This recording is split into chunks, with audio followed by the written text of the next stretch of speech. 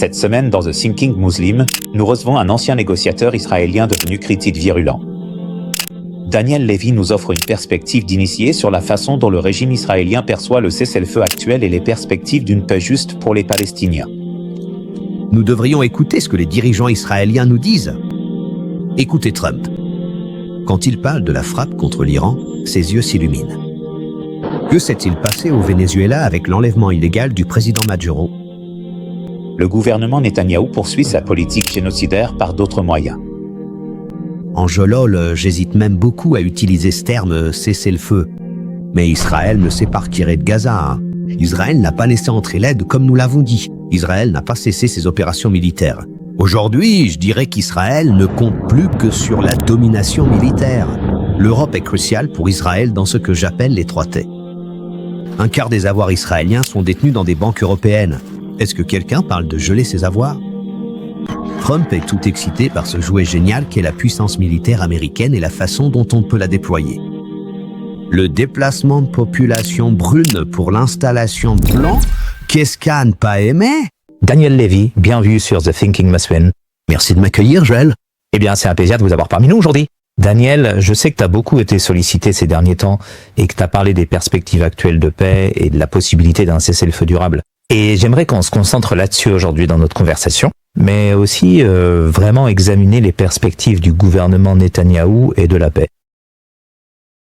Au cours des 2 ans et demi écoulés, Israël a vraiment suivi une voie très belliqueuse, je dirais, dans toute la région. Nous avons donc beaucoup de sujets à aborder aujourd'hui, mais je voudrais commencer par le cessez-le-feu lui-même. Nous sommes maintenant officiellement dans cette première phase, comme il l'appelle, du cessez-le-feu. De ton point de vue, à quel point ce cessez-le-feu est-il réel dans la pratique? Angela, j'hésite beaucoup à utiliser ce terme. Même. Cessez-le-feu. Reconnaissons d'abord comme l'enfer de Gaza continue. Ces taux de mortalité quotidiens extrêmement élevés, s'exprimant par des chiffres à 3 unités, qui constituaient malheureusement la norme habituelle pendant une période de plus de 2 ans. Ce n'est plus le cas. Mais des gens sont tués chaque jour par l'armée israélienne à Gaza. Sommes-nous au paroxysme du siège de la famine? Non. Mais avons-nous des conditions de vie acceptables ou raisonnables?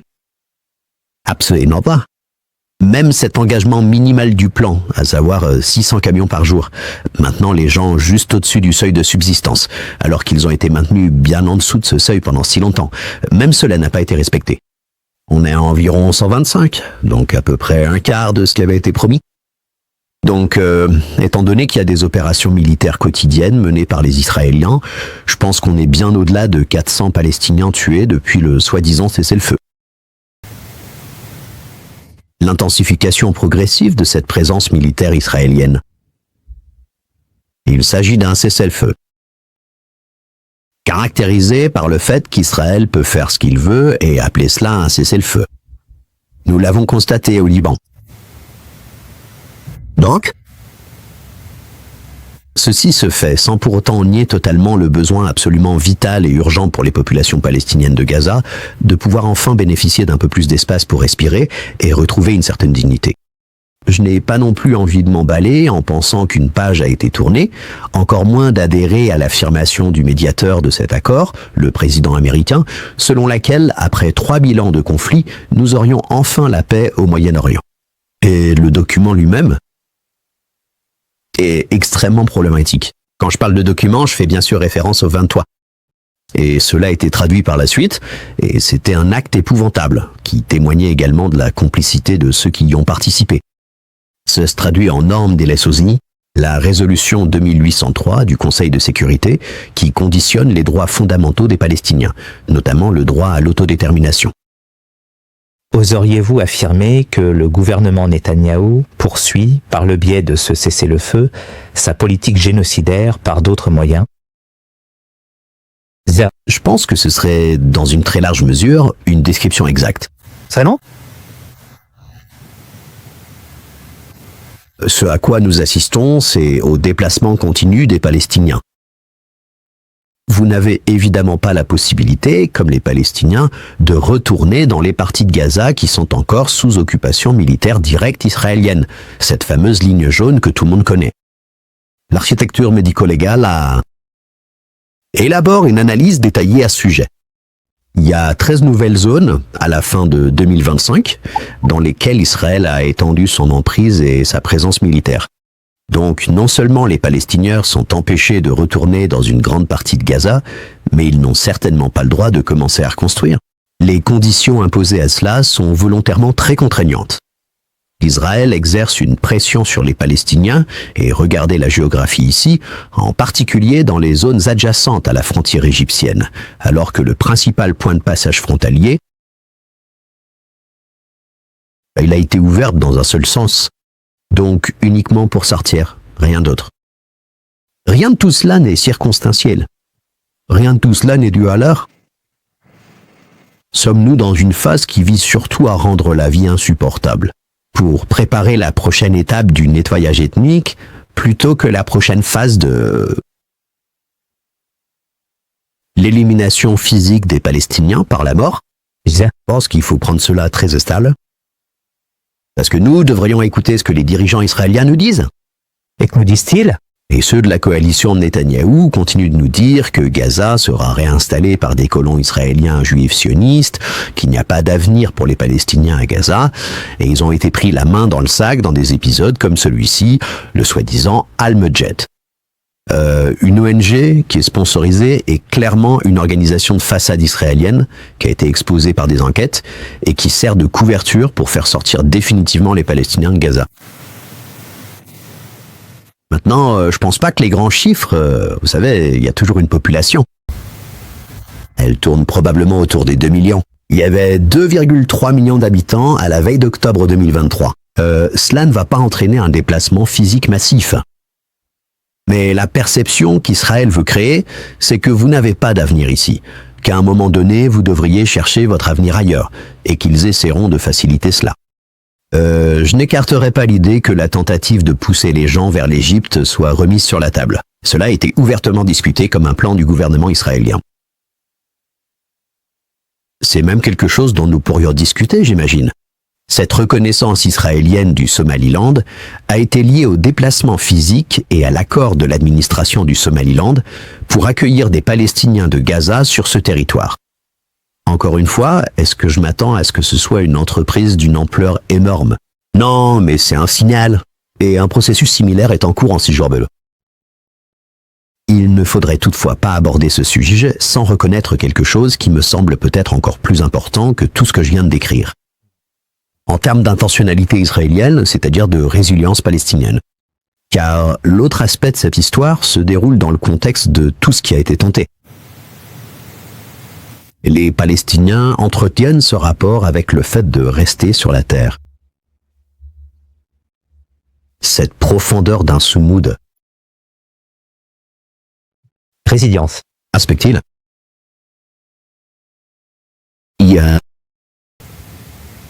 Je pense que les Israéliens, à bien des égards, l'ont compris.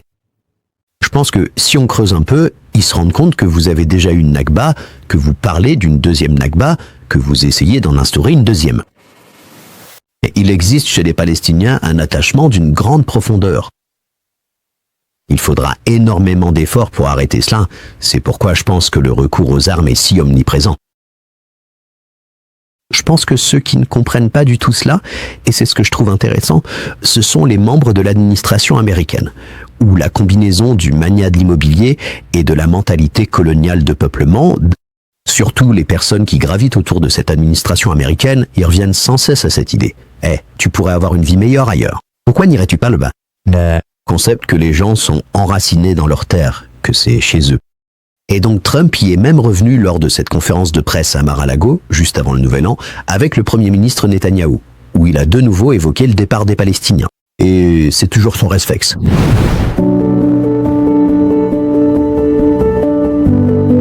Nous sommes venus en Afrique de l'Est pour un camp médical. Ce camp est organisé par Béthumel. Ces personnes vivent avec la cécité depuis 2 demi. Subhanallah, certains d'un œil, d'autres des 2. Nous avons rencontré une âme hier. elle était aveugle des 2 yeux, subvenait aux besoins de 5 enfants et son mari était atteint de maladie mentale. Elle a opéré un œil il y a 3 mois et était là pour la 2e intervention. Cela coûte moins de $200. Ça n'a pas pour nous. C'est une question de vie pour eux. Tout ce que nous pourrons faire, Inch'Allah, pour aider sera un privilège. Jazakallah khous.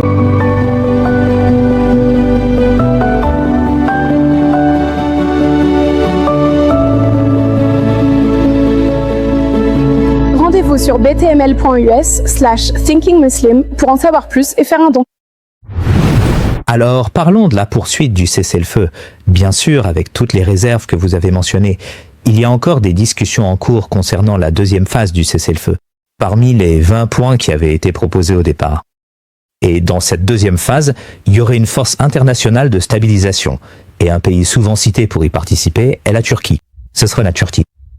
Bien sûr, il semble qu'actuellement Netanyahou s'oppose à toute présence de troupes turques sur le terrain, quelle qu'elle soit.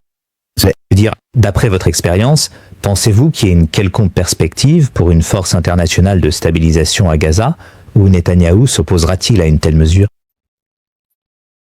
Donc, je pense que ce que l'on constate jusqu'à présent, c'est une tentative israélienne plutôt réussie d'imposer les conditions du cessez-le-feu et de ce qui se passera ensuite dans la phase B du cessez-le-feu.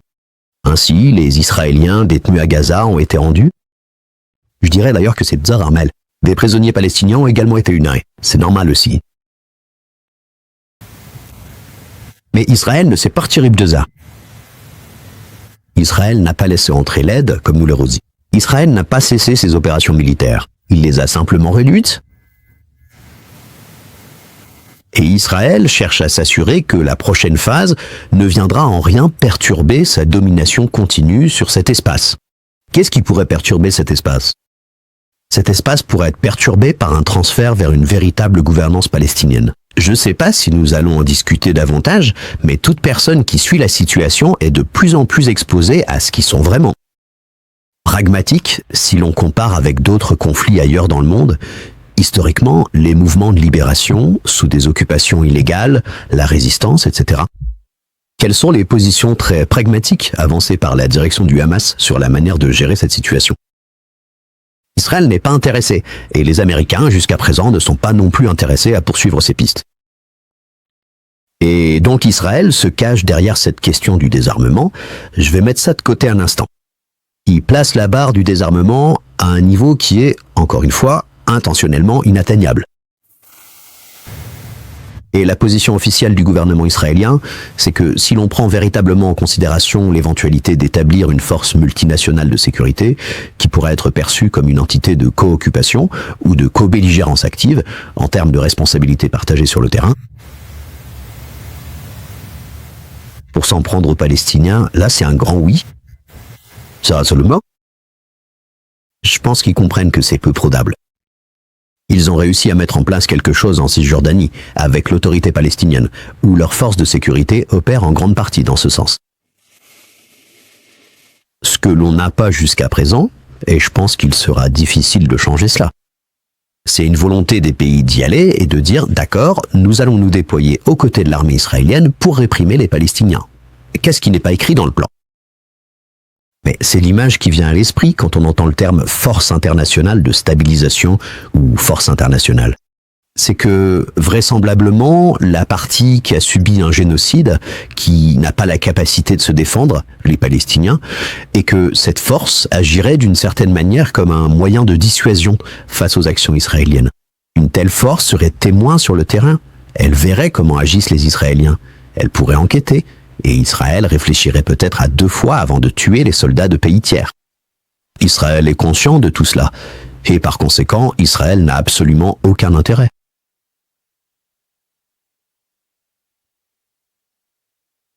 Même l'idée d'un mandat où les Palestiniens seraient protégés et où Israël serait dissuadé ne l'intéresse pas. Et donc il ne veut pas voir cette force se mettre en place. Il y a aussi ici la question du précédent. Si vous mettez quelque chose sur le terrain à Gaza, alors quelle serait la logique de ne pas l'avoir en Cisjordanie occupée, à Jérusalem-Est ? Et je pense qu'à moins que ceci soit exigé, final, cela devra inclure les EPJ. Sinon, vous ne verrez pas de force internationale qui ressemble de près ou de loin à ce que je viens de décrire. Bien sûr, cela est aussi lié au retrait d'Israël. Sur les 58% plus ou moins de Gaza actuellement sous occupation directe, encore une fois, quelque chose qu'Israël n'a pas l'intention de faire. Et donc à la place, on joue à Spokizio. Et une partie de ce jeu, c'est ce qu'on appelle le CMCC.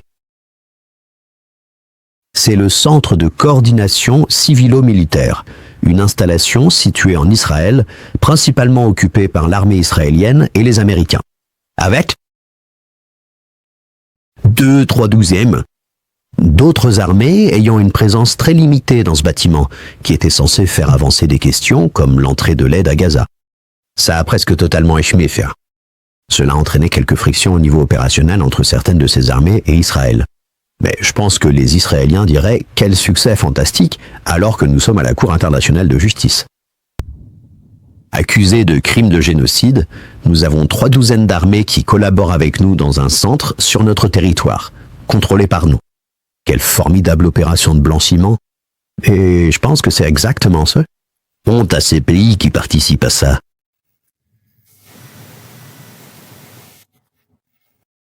Cela pourrait potentiellement permettre au président américain de dire « Oh, j'ai ma FSI, nous avons 3 douzaines d'armées qui coopèrent ensemble. Nous faisons des choses formidables. » Et tout comme il pourrait dire « Nous avons notre gouvernance pour Vesa, nous avons le Conseil de la paix, nous avons Tony Blair ou qui que ce soit d'autre. » Donc je pense que c'est le jeu auquel on joue. Et ensuite, écoutez, tant qu'Israël n'expérimente pas quelque chose qu'il n'a pas l'habitude de vivre, à savoir qu'on exerce une pression contre lui, qu'on le met face à ses responsabilités, qu'on exige des comptes et qu'on remet en cause son impunité. À moins et jusqu'à ce que ces choses arrivent. L'argument avancé par les pays impliqués, à savoir que c'est la seule façon d'essayer d'améliorer le cessez-le-feu, devient en grande partie sans importance, car en réalité, vous ne remettez pas en cause les Israéliens. Et pour moi, le test ultime, c'est donc la responsabilité. La première chose que je regarderai, c'est la rémunération. Israël a détruit Gaza. Pourquoi attendons-nous des États arabes du Golfe, des contribuables européens et d'autres qu'ils tiennent parole ? Absolument. Je souhaite que les ressources nécessaires pour que les Gazaouis puissent reprendre leur vie en main, pour que les Palestiniens de Gaza aient un avenir meilleur, proviennent d'où qu'ils soient. Mais il y a un endroit où nous devrions dire philanthropie. Vous devriez faire ceci. Un quart des actifs d'Israël sont détenus dans des banques européennes. Est-ce que quelqu'un parle de geler ces actifs ? Que je possède actuellement en ma possession personnelle et que je garde précieusement avec moi dans mon inventaire de tous les jours, sans aucune exception particulière. C'est effectivement un sujet dont j'ai déjà entendu parler. Nous pourrions donc qualifier de cette manière la stratégie politique globale de l'État israélien qui a pour objectif délibéré de chercher à anéantir les populations palestiniennes. Tandis que Trump est beaucoup plus pragmatique et n'adhère pas vraiment à l'idéologie de Biden. Et pour aborder le second point de notre entretien, comment qualifieriez-vous, selon votre propre analyse, la nature complexe de la relation diplomatique qui unit Donald Trump et Benjamin Netanyahu ? Et vous avez également mentionné le contexte particulier qui entoure cette situation. J'ai remarqué qu'il avait eu un peu de résistance lors de cette conférence de presse quand la question de la Turquie et de la deuxième phase a été soulevée. Vous savez, il y avait un désaccord sur la question de savoir si la Turquie devait avoir une quelconque présence à Gaza. Il y avait aussi un désaccord concernant la Cisjordanie, et on pouvait voir que le langage corporel était quelque peu crispé à ce moment-là entre les deux dirigeants. Donc, selon vous, y a-t-il un levier à ce niveau-là ? Et estimez-vous personnellement qu'il y ait une vigilance extrêmement méticuleuse accordée aux moindres détails, peut-être au sein même de l'administration Trump, pour mener à son terme définitif ce prétendu et très controversé plan de cessez-le-feu ? Il y a donc beaucoup à décortiquer, s'il me plaît. D'ailleurs, je pense que le meilleur point de départ serait... Eh bien, la barre est basse quand il s'agit de... Est-ce que c'est une amélioration par rapport à Biden ? Mais situant aussi cela dans une certaine continuité. Quand on parle de la relation États-Unis-Israël, du rôle d'Israël dans la politique américaine,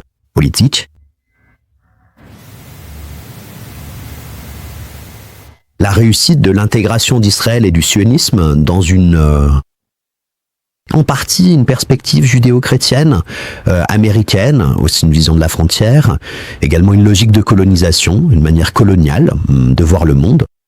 Donc, pour beaucoup d'Américains, le déplacement de populations non blanches au profit de l'installation de populations blanches. Qu'est-ce qu'il y a à ne pas aimer ? Et je pense simplement qu'il faut en être conscient. Et puis vous savez, on peut aussi parler du fonctionnement de la politique américaine, du financement des campagnes, du lobby pro-israélien. Ce n'est pas unique. Regardez Big Pharma, regardez le lobby des armes à feu, mais c'est certainement un acteur important. Et puis, nous en venons maintenant à l'analyse de la politique américaine, complexe et contemporaine actuelle.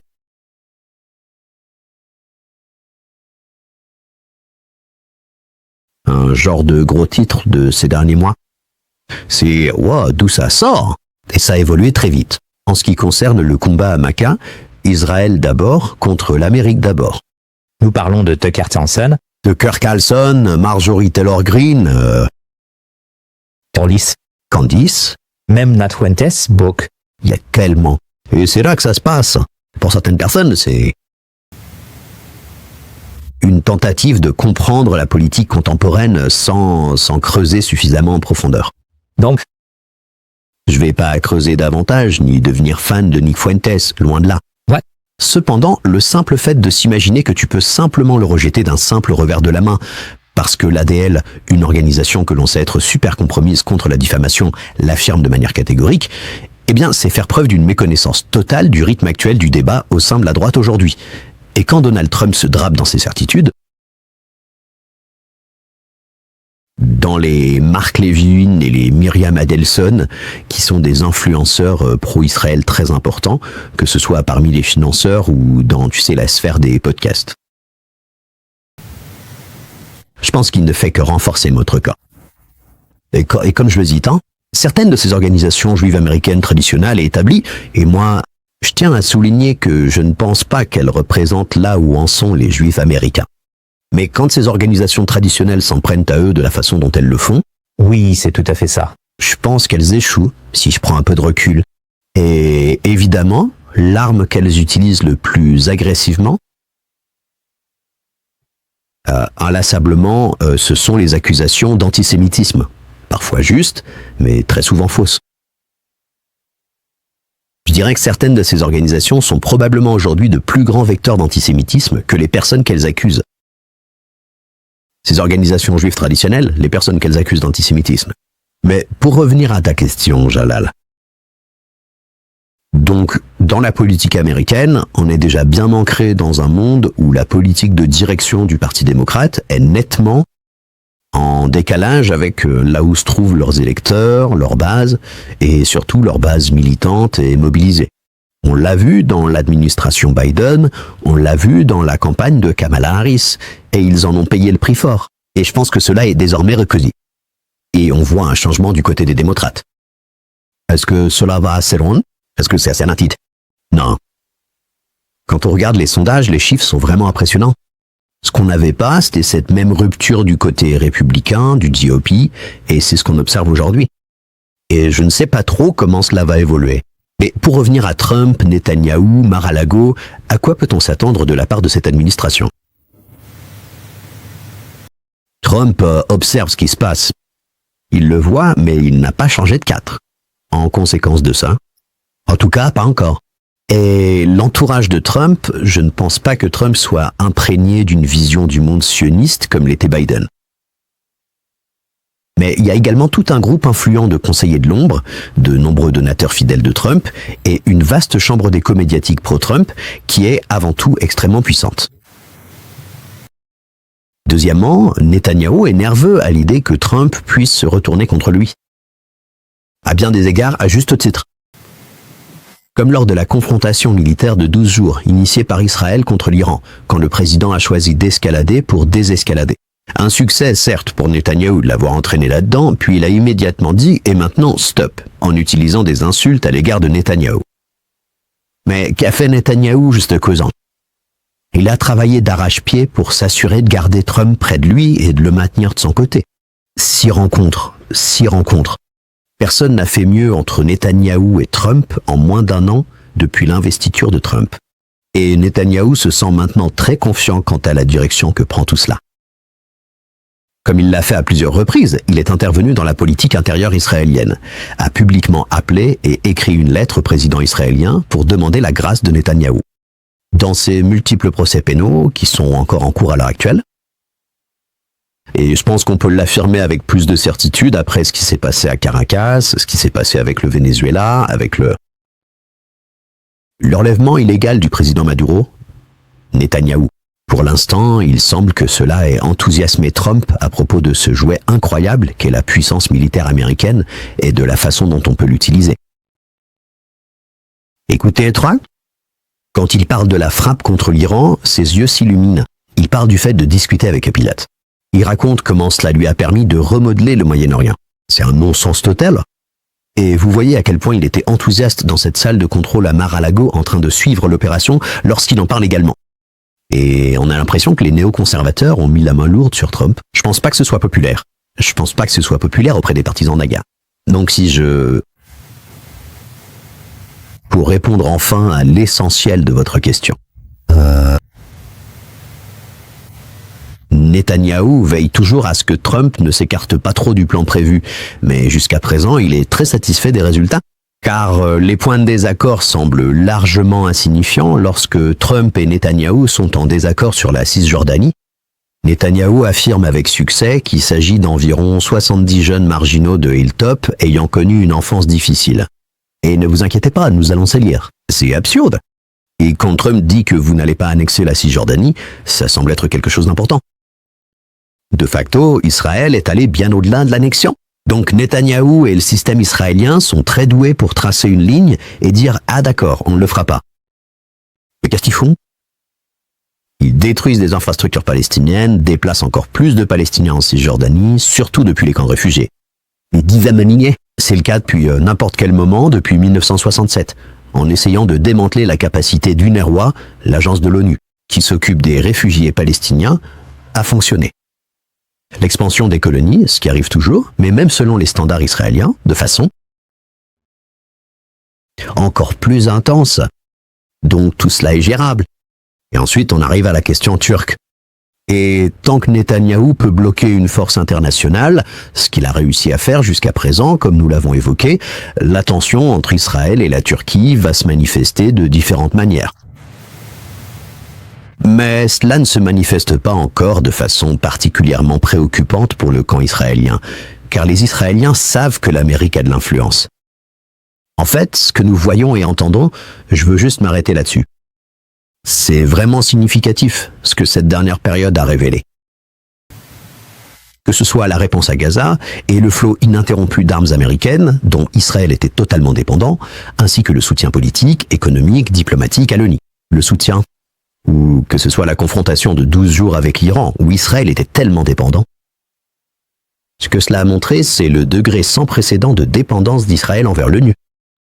Je dirais que cela se produit à un moment où Israël et le soutien à Israël en premier sont également devenus d'une controverse sans précédent au sein de la politique américaine, comme nous venons de le discuter, avec Tucker Carlson, etc. Et parallèlement, à un moment où la géopolitique mondiale est en train de changer, et je dirais que l'Amérique n'est plus aussi puissante. Cela peut sembler contre-intuitif pour certains. Peut-être qu'on en discutera. Et le levier n'est plus uniquement entre les mains de l'Amérique. Et là-dessus, je ne veux pas dédouaner les autres. Il y a des États du Golfe avec d'importantes relations économiques et financières, d'importants fonds souverains. Il ne les mobilise pas. Il pourra le faire. L'Europe est cruciale pour Israël dans ce que j'appelle les 3 T. Commerce, tourisme et tourment. L'Europe est le premier partenaire commercial d'Israël. C'est en Europe qu'Israël peut montrer à ses citoyens que c'est un pays normal, parce qu'on peut voyager sans visa, même sans avoir à déclarer qu'on n'a pas participé à des crimes de guerre au cours des 2 dernières années. Vous n'avez même pas besoin de signer une déclaration à cet effet lorsque vous voyagez en Europe. Et la normalité, le fait de participer à des tournois de football, à l'Eurovision, ces choses comptent. C'est ainsi qu'une société reçoit soit le signal que tout ce que vous faites est acceptable, que c'est normal, soit le signal que vous avez un problème à cause de ce que vous faites. Donc je ne veux pas dédouaner les autres. Et ce levier-là, peut alors avoir un impact sur un mythe. Vous avez parlé de Tucker Carlson comme étant une friandise, donc dans le cas de Nick Fuentes aussi. Et cette sorte de scission ou de division au sein du mouvement MAGA, ou du moins du mouvement Magna, face aux néoconservateurs. Je veux dire, ça me fascine, parce que jusqu'à présent, il semblait bien qu'il y avait une sorte de montée, je suppose, d'un sentiment anti-Israël au sein du mouvement républicain conservateur plus large en Amérique. Maintenant, le Venezuela, vous savez, et les actions du gouvernement vénézuélien ont tendance à me faire penser cela. Peut-être que le mouvement MAGA n'est pas aussi fort qu'on l'imaginait. Du moins la base MAGA n'est pas aussi solide. Parce que bien sûr, vous savez, MAGA prône la non-intervention. C'est l'Amérique d'abord. Dans votre esprit, à quel point cette tendance est-elle importante? Et bien sûr, on parle de la Palestine. Quelle importance revêt cette tendance pour responsabiliser l'administration quant à sa politique en matière israélo-palestinienne? Je pense.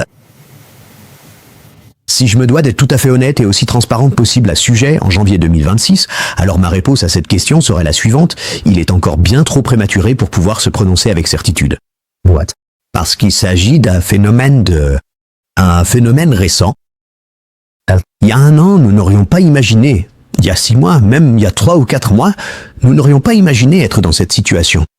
Dans le cadre de ce débat au sein du mouvement MAGA, en ce qui concerne Israël, le Venezuela me fait penser, tout d'abord, à ce dont j'ai dit que Trump était un peu tombé amoureux. Comment jouer avec ces gros puissants destructeurs illégaux et souvent l'utilisation de ces jouets. Et on a l'impression que des pans entiers de l'administration sont récupérés par certains intérêts. Bien sûr, il y a l'intérêt primordial de l'enrichissement personnel, de la famille, des proches, etc. Mais vous savez, pour une cohorte comme Marco Rubio et certains de ses néoconservateurs, l'hémisphère occidental, l'Amérique centrale et du Sud, a toujours été le terrain de jeu privilégié. L'Iran Contra, en remontant à tant d'interventions, et même encore plus loin, jusqu'à Allende et Pinochet au Chili. Et là, vous avez un président qui semble prêt à aller dans ce sens. Asie de l'Ouest, Moyen-Orient, Israël. La stratégie du document A Clean Break, si les gens veulent chercher, les néoconservateurs quand. Netanyahou est arrivé au pouvoir pour la première fois en 1996. Donc il y a eu ces tentatives, et on a l'impression qu'il y a un certain degré d'emprise à ce niveau-là. Et donc, beaucoup d'attention se porte maintenant sur la question « Que va-t-il faire ensuite avec l'Iran ?» L'agenda israélien est assez transparent à cet égard. Une nouvelle frappe contre l'Iran. Et pas seulement une nouvelle frappe. Cette fois, ils ont mis au premier plan ce qui était le sous-texte la dernière fois, à savoir le changement de régime. C'est ça. Tu peux t'en rendre compte, et j'imagine que tu serais un peu surpris, ou peut-être pas, de la façon dont cela a été traité dans les médias israéliens ces derniers jours. Le degré d'hyperventilation autour de « Waouh, Maduro, c'était si facile !» Des gros titres sur des soi-disant fuites selon lesquelles Khamenei, la direction iranienne, aurait déjà discuté avec la Russie pour savoir où elle fuirait. Très bien. Vont-ils mettre tous leurs moyens dans cette affaire? Ont-ils une capacité d'infiltration et d'influence significative pour essayer de semer la discorde à l'intérieur de l'Iran? Le régime lui-même, tout comme en Israël, n'est pas très populaire pour de nombreuses raisons. Le régime de Téhéran n'est pas populaire auprès d'une grande partie de la population. Alors, vont-ils essayer de s'apester? Oui. Vont-ils réussir? Vont-ils entraîner les Américains là-dedans? Ils ont poussé Trump à dire « armé et prêt à tirer si vous faites du mal aux manifestants ». Ce n'est pas rien, mais voici la question au sein de MAGA. Quelque chose qu'il n'a pas fait la dernière fois. L'Amérique a bombardé une seule nuit. Sur l'Iran, on ne sait pas s'ils feront la même chose au Venezuela, mais le discours semble être « on va gérer ça ». Mais ce que ça veut vraiment dire, c'est « on va prendre leur pétrole ». Peut-être que ça peut se vendre à MAGA. C'est un intérêt américain. Vous allez en voir les bénéfices. Comme s'ils étaient tous de gros actionnaires dans des compagnies pétrolières américaines d'ailleurs, ou dans des raffineries au large des côtes du Texas, où apparemment le brut lourd vénézuélien serait le mieux raffiné. Mais je pense qu'il a un vrai problème. Et on voit ce combat pour MAGA. Mais je pense qu'il y a une autre façon de voir les choses.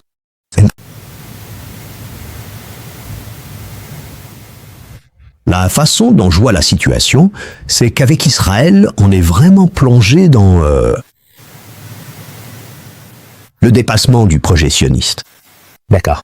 Qu'il a pris bien plus de responsabilités qu'il ne peut réellement et raisonnablement gérer.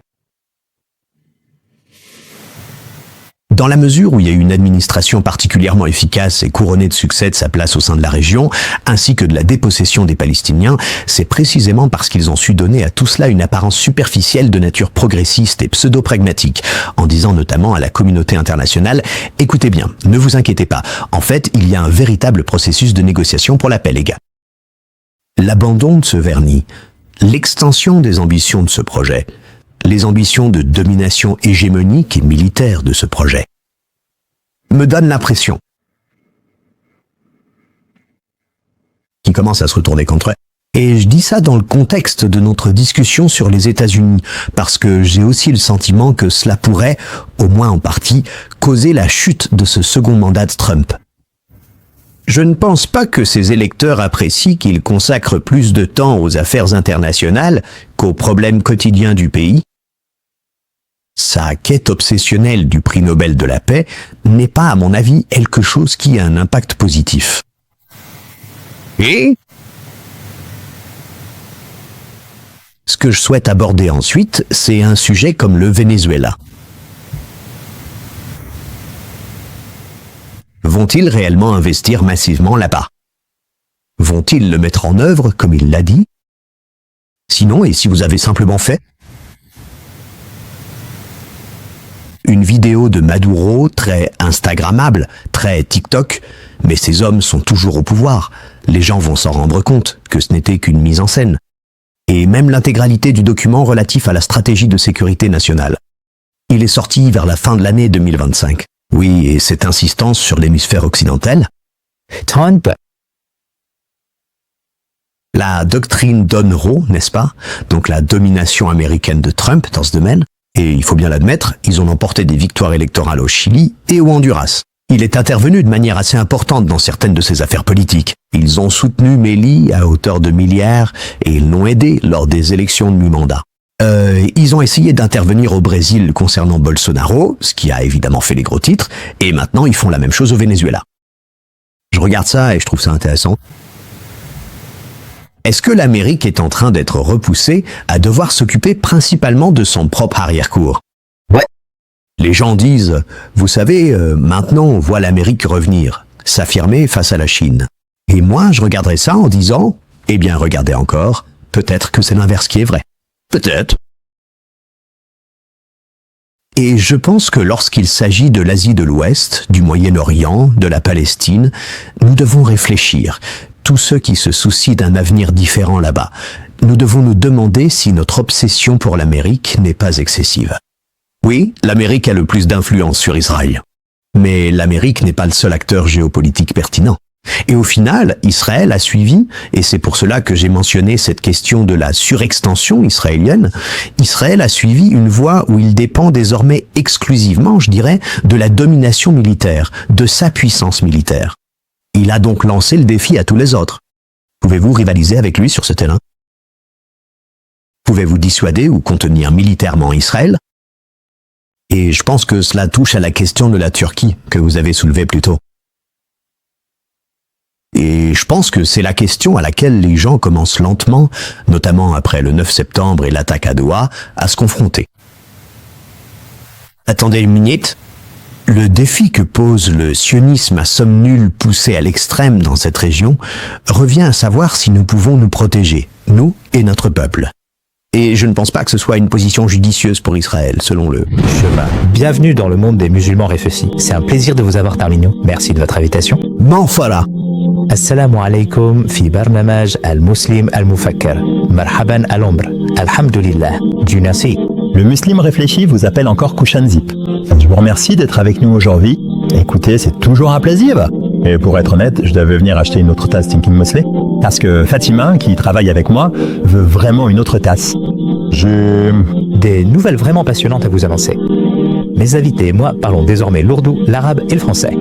Avec l'aide de l'IA, bien sûr. Nous visons à toucher un public plus large et espérons doubler nos archives et nos nouveaux programmes dans ces langues. J'ai besoin que vous vous abonniez à ces chaînes et que vous aidiez à faire passer le mot. Si vous souhaitez soutenir ce projet, merci d'envisager de faire un don ou de devenir membre. Henri, puis-je avoir ton avis sur, le Venezuela est un sujet de conversation qui, bien sûr, tout le monde en parle en ce moment. Et je pense qu'il y a un lien entre le Venezuela et la Palestine, en particulier en ce qui concerne la position européenne. Parce que nous avons vu, Wes Stratton était sur Radio 4 ce matin, et tu sais, il avait beaucoup de mal à trouver les mots. Même pour critiquer timidement l'administration américaine pour avoir enfreint le droit international. Nous avons vu à travers l'Europe, la position d'Ursula von der Leyen, tu sais, la présidente de la Commission européenne, a eu un rayon dérisoire, c'est une position horrible concernant le Venezuela. Et bien sûr, sur Gaza, on a vu Merz et Kiarostami, ici au Royaume-Uni, qui non seulement sont restés silencieux, mais ont en fait cautionné les positions du siège sur la Palestine, sur Gaza par exemple. Genre, où te situes-tu, toi ? Je sais pas si tu te considères toujours comme un libéral qui croit en cet ordre mondial libéral. Où vois-tu l'ordre mondial libéral ? Où les protagonistes et acteurs majeurs de ce soi-disant ordre fondé sur des règles mettent dorénavant absolument tout en œuvre pour favoriser n'importe quelle alternative, au détriment du système de l'ordre mondial libéral international. Donc, il me semble absolument nécessaire de procéder d'abord à un examen approfondi de cette terminologie, en gardant à l'esprit le fait établi qu'il existe bel et bien un droit international reconnu. Soit en conformité avec le droit international, soit en violation de celui-ci dans tes actions. Le soi-disant ordre international fondé sur des règles, une invention occidentale, a toujours été un moyen de contourner ce qu'est la véritable architecture multilatérale, à savoir le droit international. Nous n'avons pas besoin d'un soi-disant ordre international fondé sur des règles. Nous n'avons pas besoin d'un ordre libéral. Soit vous respectez le droit international, soit vous ne le respectez pas. Et il nous reste encore beaucoup de chemin à parcourir en tant que soi-disant libéraux, respectueux des lois, multilatéralistes, croyant en l'architecture et les institutions de ce système. Nous sommes constamment, et ce n'est pas une invention des dernières années ou des derniers mois, très loin d'être en conformité avec cela. Bien sûr, le problème, ce sont les rapports de force. Qui peut vous demander des comptes lorsque vous n'êtes pas en conformité avec cela ? Et puis il y a eu la Russie et l'Ukraine, puis peu de temps après, le 7 octobre, des violations du droit international par le Hamas, sans aucun doute, par des groupes armés, après des décennies de violations du droit international par Israël, qui sont restées impunies, sans être remises en question. Et ensuite, Israël a franchi un nouveau cap avec sa campagne génocidaire qui a suivi à Gaza. Et peut-être que la proximité dans le temps de ces événements, et peut-être aussi le degré avec lequel l'Occident est monté sur ses grands chevaux et a fait la leçon au monde, tout en imposant des sanctions, d'une manière qui a eu un effet très significatif, par exemple, sur la sécurité alimentaire, dans des pays qui n'avaient jamais été consultés, dans des pays qui, notamment dans ce qu'on appelle le Sud global, avaient été témoins de l'hypocrisie occidentale. Ce n'est pas vraiment une révélation, l'hypocrisie venant de qui que ce soit. Mais ils avaient été témoins de cela pendant des décennies, et soudain on leur disait « Eh bien, si vous ne comprenez pas, c'est le seul test décisif qui compte, la Russie ». Et donc, je pense que l'Europe et l'Occident, ces 2 ou 3 dernières années, ont été vus de façon tellement transparente comme étant nus sur la place du village.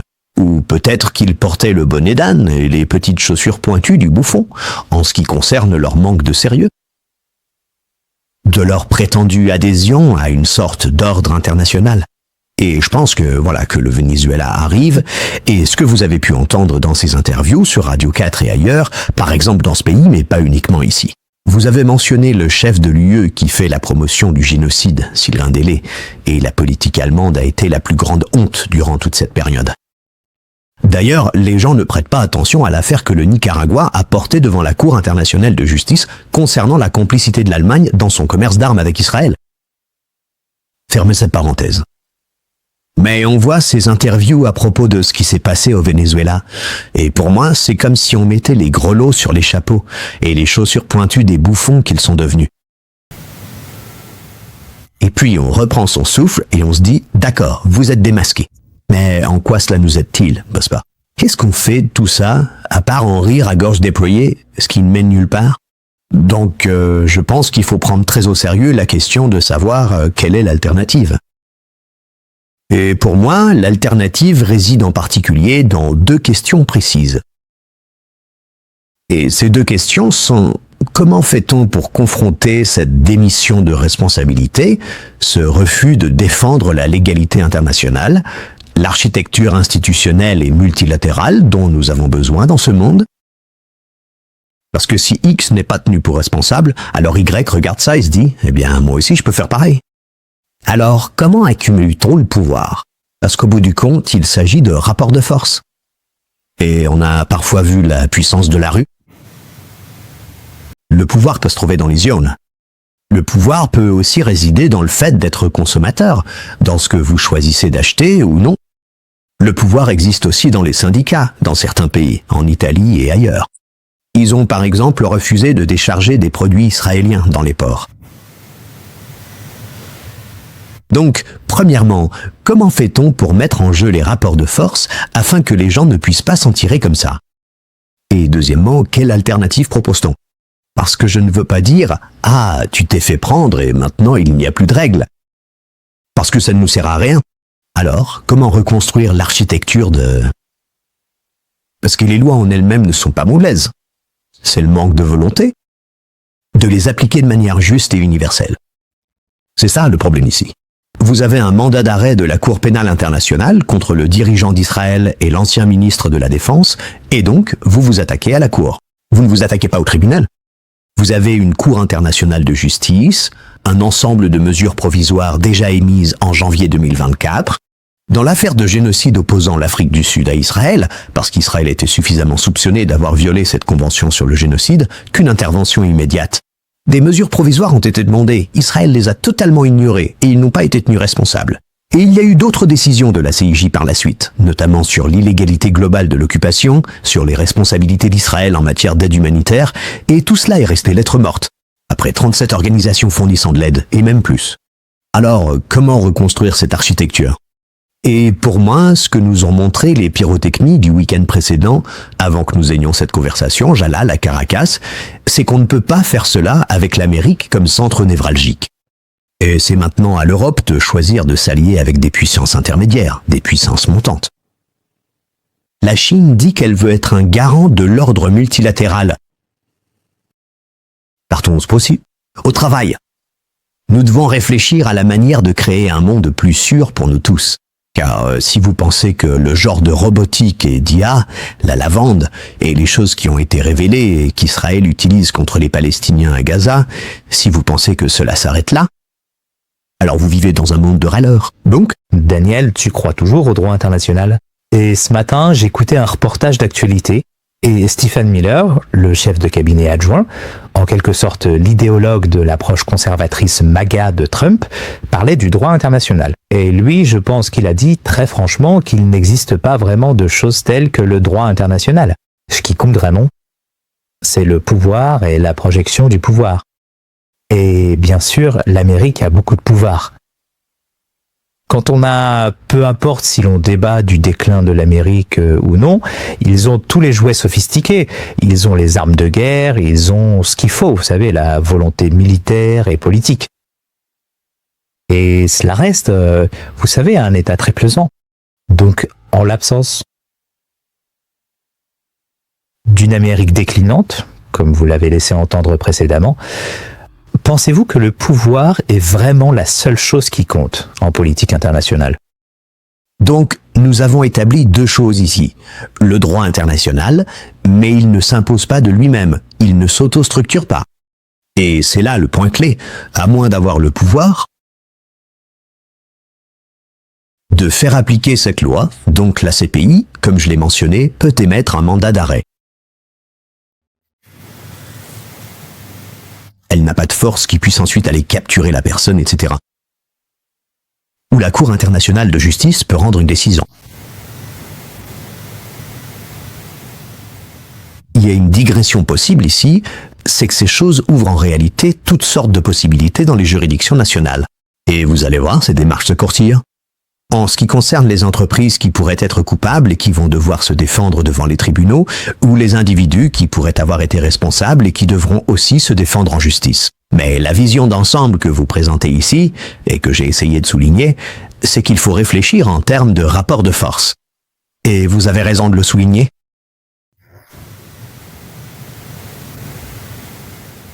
Ce que je tiens à souligner aujourd'hui, c'est que la trajectoire tout à fait manifeste et visible du déclin américain ne signifie absolument pas pour autant que l'on peut désormais considérer la puissance géopolitique des États-Unis comme étant devenue purement résiduelle. Elle est toujours là. Je suis pas sûr d'utiliser le mot prééminente, mais elle reste très présente. Elle est bel et bien. Et plus enjoueuse. Il y a certainement, en réalité, je pense, à mon avis, énormément de choses à explorer. Que pensez-vous de l'argument selon lequel une Amérique qui refuse de reconnaître la fin de l'unipolarité, qui refuse d'admettre la multipolarité, qui n'arrive pas à s'y adapter et qui y résiste, qu'une Amérique qui agit dans un monde différent est une bête plus dangereuse? C'est en partie ce que nous voyons aujourd'hui. Je pense que nous allons aussi être témoins de Sélénique. Il y a des points névralgiques qui ont été soulignés et qui deviennent de plus en plus évidents pour tout le monde. Donc, dans la mesure où les États-Unis peuvent exercer le pouvoir de la finance, le pouvoir du dollar, le dollar en tant que monnaie de réserve mondiale. Et il y a aujourd'hui des efforts très sérieux pour sortir de ce système, pour dédollariser, pour permettre au pays de se protéger du pouvoir du Trésor américain, des sanctions, de l'exclusion du système bancaire mondial. Nous venons tout juste de voir l'Europe traverser toute cette question de savoir quoi faire des avoirs russes gelés, où, au final, ils ont décidé qu'il était financièrement trop risqué de les utiliser de la manière suggérée par la Commission. Et quel État membre? La Belgique a pris les devants sur ce dossier, mais d'autres ont suivi. Donc, je dirais que nous sommes dans un moment extrêmement tendu. Et particulièrement instable au niveau du contexte géopolitique actuel. Je pense que on peut déjà voir quels sont certains de ces résultats. Oui, c'est tout à fait exact. Je dirais que ces résultats n'impliqueront pas le retour d'une primauté américaine incontestée et unipolaire. Comment gère-t-on l'interrègne? Et comment trace-t-on une voie pour ce qui vient après? Ce sont des questions sur lesquelles je ne me sens pas forcément qualifié pour pontifier. Ce que j'essaye de comprendre, c'est ce que cela signifie pour Israël, la Palestine, l'Asie de l'Ouest, le Moyen-Orient, dans ce contexte géopolitique plus large. Nous avons parlé des désaccords internes aux États-Unis. Nous avons évoqué le fait qu'Israël est devenu un sujet plus controversé en Amérique. Nous avons discuté de la façon dont l'Amérique, avec l'aide de l'Europe, est en train de déconstruire le système qui lui a pourtant très bien servi. Et je pense que tout cela n'augure rien de bon, ni pour les États-Unis. Et certainement pas pour le pays qui dépend le plus des États-Unis. Et comme je l'ai suggéré, Israël s'est engagé dans une voie de plus en plus aventureuse. J'appelle ça de la surextension. Vous occupez une partie l'évident. Vous occupez une partie gassurée. Vous prenez des risques en reconnaissant un pays que personne d'autre n'a reconnu, à savoir le Somaliland. En agissant ainsi, vous créez délibérément une multitude de zones de tension et de confrontation directe avec la Turquie. Mais ce faisant, vous envoyez un message clair et sans équivoque à l'ensemble de votre région environnante.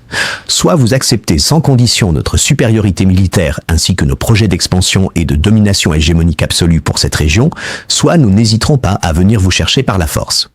Et le pari risqué que vous prenez aujourd'hui, le risque considérable que vous assumez en tant qu'État d'Israël, c'est de vous demander, sommes-nous réellement capables de mener à bien une telle entreprise sur le long terme? Et ce sur quoi vous pariez, en gros, c'est que la région environnante va lutter. Ne pas pouvoir corber. Suffisamment puissant pour contester cela, il ne sera pas en mesure de se ressaisir, si vous voulez. Il ne sera pas en mesure de lancer un défi politique, économique ou militaire. À cela s'ajoute le fait qu'elle restera dépendante de l'Amérique à sa manière, que ses élites poursuivront davantage des intérêts étroits. Soyons honnêtes, ça a marché pour vous jusqu'à présent. Et est-ce que cela fonctionnera à l'avenir? Et c'est bien la question. Et moi, je ne suis pas déterministe à ce sujet. Si vous me demandiez de parier de l'argent, je dirais non. Mais certaines choses doivent se produire pour que ce non devienne une réalité. Est-ce que ces choses peuvent se produire dans le système étatique créé par le colonialisme occidental? Ça fonctionne très efficacement. Au lieu de penser en termes pan-régionaux, j'utiliserai l'expression en termes pan-arabes ou pan-islamiques d'intérêt commun. On a une petite élite, plus concentrée sur ce petit bout de territoire et sur ma domination de celui-ci. C'est sur ce terrain-là qu'Israël brise. Mais ce que fait Israël, c'est que cela rend plus difficile pour ce système de se maintenir de cette manière. Pourquoi ? Parce qu'il agit comme un facteur de déstabilisation et de radicalisation dans cette région. Ouais. Au moment où la prémisse que vous mettez en avant, c'est « Vous devez accepter notre position d'éradication à l'égard des Palestiniens ». Parce qu'Israël s'est engagé dans cette voie où il a essayé de dire que tout le monde s'en fiche, que le monde est passé à autre chose, que la région est passée à autre chose, les accords d'Abraham, la normalisation. C'est vous détestez les Palestiniens autant que nous. Et ce que les 2 dernières années ont prouvé, c'est qu'au niveau populaire, les gens ne veulent pas voir sur leurs appareils. Les Palestiniens, dans le cas de la région, leurs frères arabes peut-être. Peut-être dans le cas d'une région plus large, leurs frères musulmans peut-être, mais dans un sens bien plus large, leurs semblables, des êtres humains, dont leurs propres gouvernements sont complices en laissant se perpétrer le massacre. Et les gens ne veulent plus voir ça. Et puis Israël va encore plus loin et dit on peut bombarder cette capitale et cette autre, et Doha, et Damas, Beyrouth.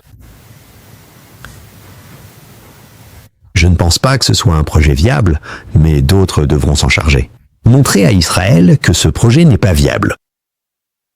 Et 2 choses cruciales au-delà de cela sont que les Palestiniens devront avoir une direction qui affirme une stratégie et une capacité d'action qui exploite les vulnérabilités créées par Israël. Et pour l'instant, ce n'est pas le cas.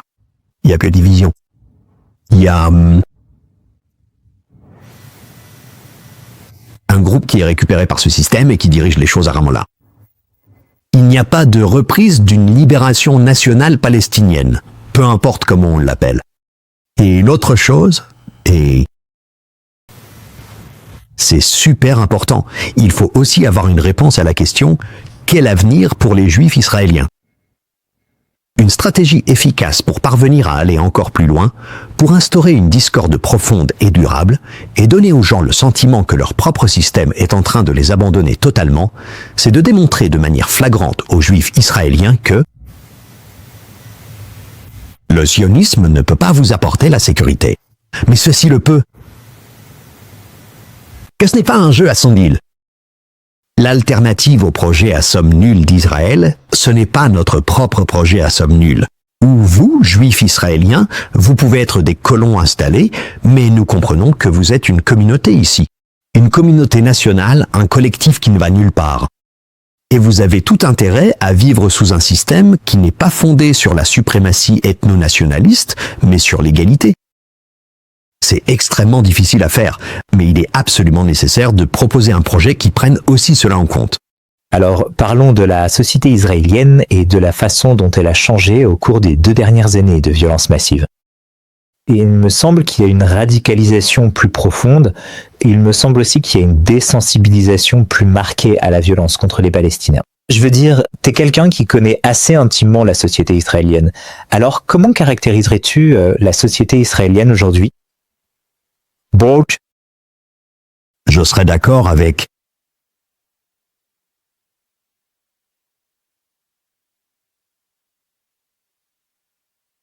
le processus de déshumanisation profonde, le fait d'adhérer pleinement à un projet, aussi de manière absolument scandaleuse, structurellement violent et intrinsèquement destructeur envers les populations palestiniennes. Tu ne peux pas comprendre ça sans le replacer dans une histoire. Oui, dans une histoire. Du fait de mener une Nakba, à nier une Nakba, à ne jamais faire face à une Nakba, jusqu'à maintenant dire qu'on va faire une 2e Nakba. Israël est passé de la première Nakba à la 2e sans jamais reconnaître quoi que ce soit. Et regardons comment les 20% de la population israélienne qui sont palestiniens vivent.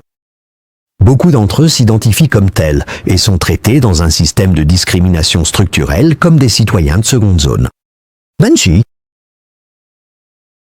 Les Israéliens ont l'habitude d'aller à la pharmacie ou à l'hôpital et d'être soignés par une infirmière ou un médecin arabe palestinien. Et Porto,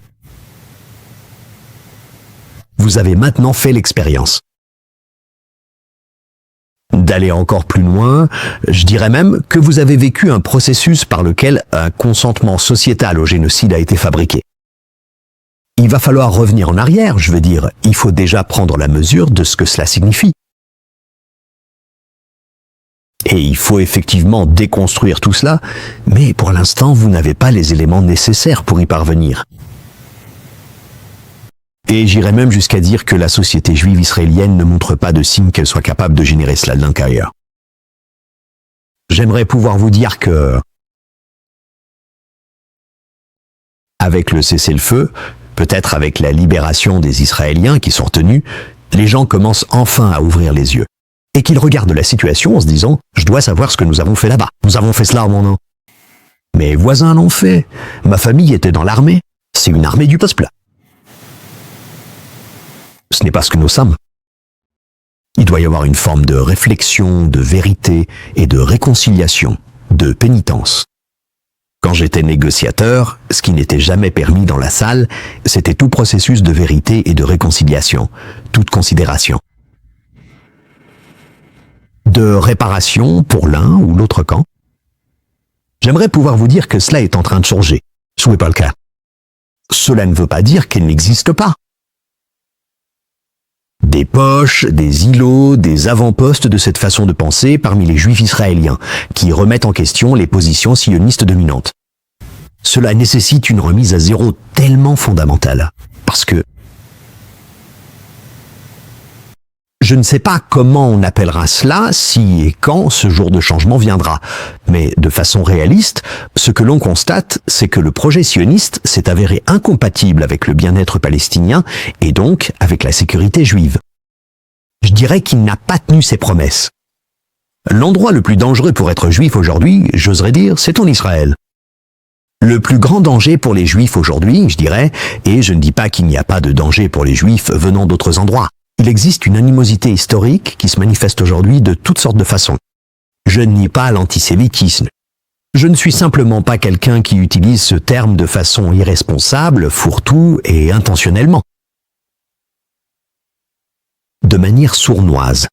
Donc je dirais que le plus grand danger pour les Juifs aujourd'hui, c'est ce que fait Israël, et la façon dont Israël essaie de nous rendre tous complices de ce qu'il fait. Je dirais donc que le sionisme a fondamentalement échoué en tant que projet. À faire ce qui était écrit sur la boîte, car ce qui était censé être écrit sur la boîte, ce n'était pas de déposséder les Palestiniens, c'était la sécurité et le bien-être des Juifs. Et il y avait différents types de sionisme. Le sionisme centré sur l'État n'était pas la seule option. Quoi qu'il en soit, nous en sommes là aujourd'hui. Il faudra donc fondamentalement se confronter à la question de savoir quelle est la meilleure voie à suivre. C'est pourquoi je dirais que nous devons proposer aux Juifs israéliens une autre voie, pas un régime d'ethno-nationalisme militant qui vit et je dirais meurt par l'épée. Mais cela n'arrive pas encore dans la société israélienne. Je ne pense pas que ça va marcher. Et je pense que si les gens voient, et c'est pour ça que j'ai parlé d'impunité, de la nécessité de tenir Israël pour responsable, c'est pour ça que je pense que c'est important.